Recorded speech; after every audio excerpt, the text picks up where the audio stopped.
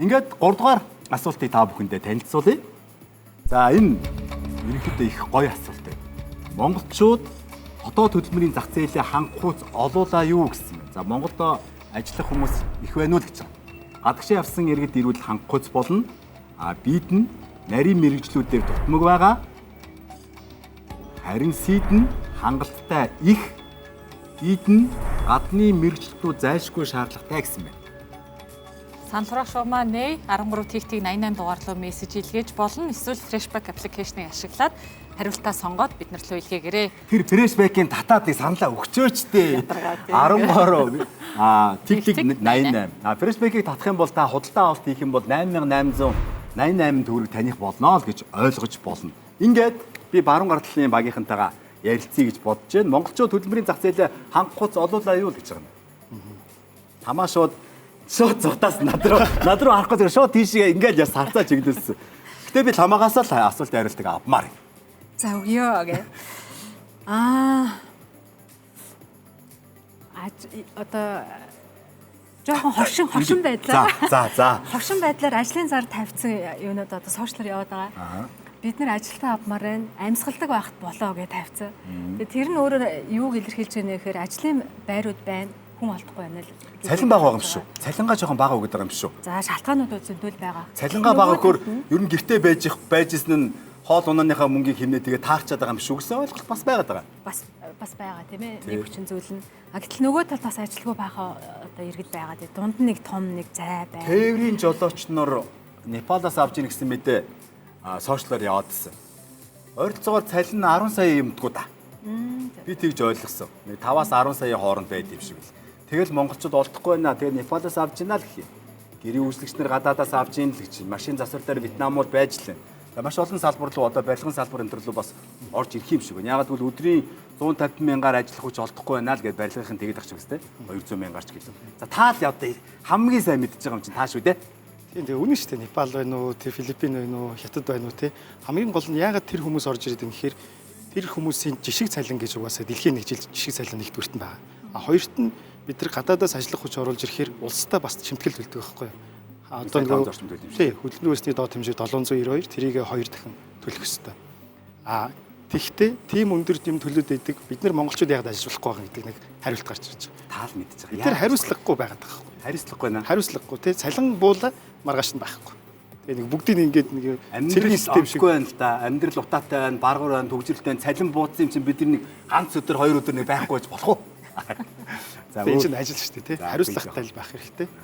Нөгөөтэйгүр бид нар ажил хөдөлмөр хийх сонирхолтой байх хэрэгтэй. Дуртай байх хэрэгтэй тий. Нөгөө ажил хийх ажилгүй иргэдэхээсээ илүү ажил хийх хүсэлгүй иргэд гэж бас нэг байгаад тий. Тэгэхээр энэ хандлагыг нэг жоохон өөрчлөөд хөдөлмөрт дурладаг тий. Ажил хөдөлмөр хийгээ тэрнийгээс одоо амжилт бүтээл гаргаад явдаг гэдэг ч юм. Тэр тал руугаа ер нь шилжүүл болох байхаа. Тэгээ та хоёр нь юу гэж шийдэж байгаа юм? Асуулт хариулт. Тэр одоо гадагшаа авсан иргэд ирэх юм бол хангахуйц болно гэсэн хариулт байгаа. Энэ дотор нарийн мэрэгчлүүдээр дутмаг байна. Хангалттай их байгаа гэж үтсэн байна. Гадны мэрэгчлүүд зайлшгүй шаардлагатай байна гэсэн байна. Гадны мэрэгчлүүд дээр нэг юм нэмэлчээ. Ойлгооч одоо олон мянган хүн ажиллаж байна. Одоо би ажилтны компаниараа л жишээ авах гэж байна л да. Тэгээд одоо 10 хүн зогсчлоо гэж бодоход 9 нь монголчууд байгаа байхгүй юу? Анх намайг ажилд ороход их олон гадаадууд байдаг байсан. Тэгээ сургаж хөгжүүлээд биднэрт одоо юмаа зааж өгөөд бас ихнээсээ явцсан маш цөөхөн улсууд байна. Тэгээ 97.5% нь монголчууд тэгэхээр бид нэр нарийн мэрэгчлүүдийг нөхөд ажиллаж чаддаг болсон гэдгийг л бас харуулъя. Гадныхын цалин өндөртэйхаар нь хөөгөө болцсон юм аа. Моцтор.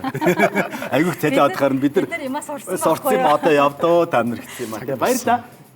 Та баруу. Би та хоёрын яриг төрөө сонсч ирсэн. Төвшин төр нөгөө сонирхолтой зүйл хэллээ шүү дээ.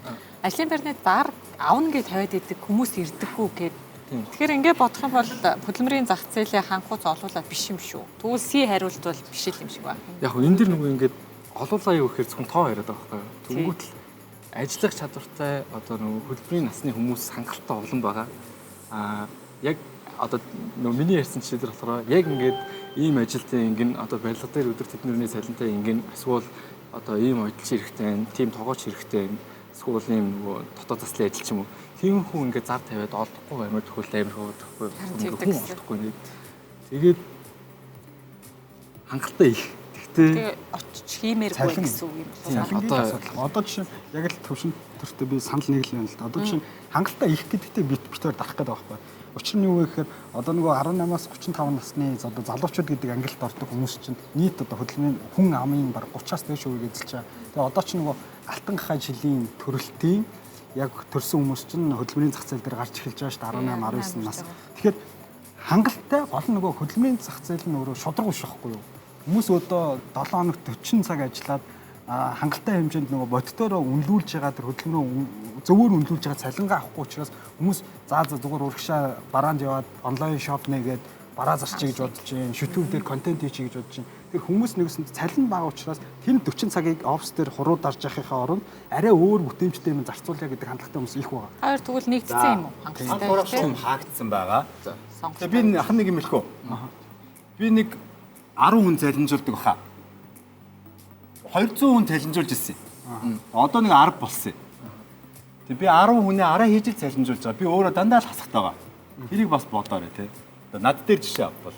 Тэгэхээр танд хүн олдохгүй байгаа юм уу? Таны компани асуудал ч өөрөө эмзэг байгаа учраас та хүмүүсээ цомхоо. Би 200 хүн цалинжуулж ирсэн. За. Тэгээд янз янзын хүмүүс орж гарч л байдیں۔ Орж л байдаг л юм.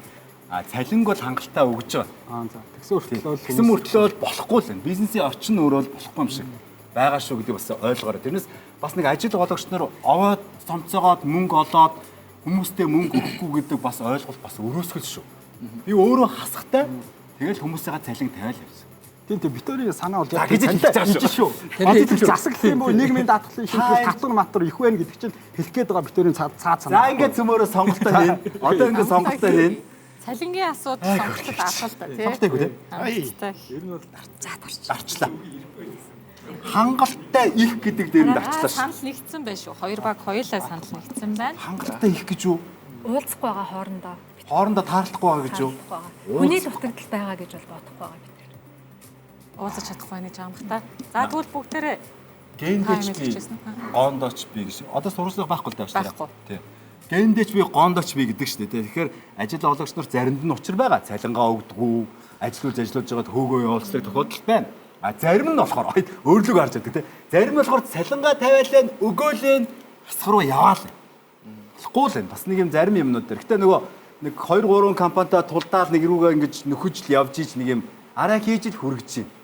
Эдгийг бас дуулгамаар байна. Ингээд цөмөрөө санал хураалт шугам хаагдсан байгаа учраас дийлэх монголчууд маань юу гэж бодсныг л цөмөрөө харах хэрэгтэй.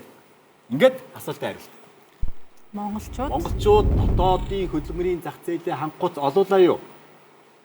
За манай хоёр баг хоёулаа C хариултыг сонгосон байгаа. Мэргэжлүүдээр дутмаг байна л гэж. За би лээжтэй. Хангалттай 14 оноо баг тус бүр нэмж авлаа.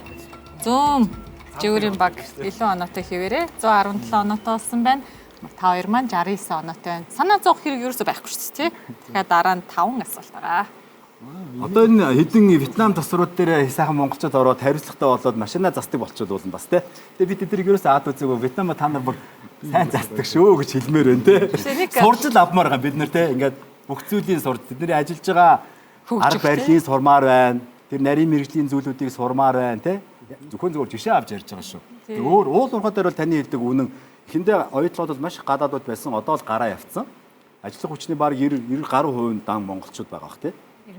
97%. Оо янзын гоё болсон юм шүү дээ. Баярлалаа. Тий нэг тоон статистик хэлээ дараагийн асуулт руугаа бүгдээрээ орё. Одоо Монгол улсад ажиллаж байгаа хүмүүсийн тоо сая 380 мянган байна. 1 сая 380. Тэгээ одоо ажил хайж байгаа нь 29 мянга. Идэвхтэй хайж байгаа нь гэж ойлгож болох байх. Идэвхтэй хайж байгаа. Тийм 70% нь юу гэж яаж илаа бас нэг харж ирсэн нэг статистик санаанд орлоо. За тэр яах вэ?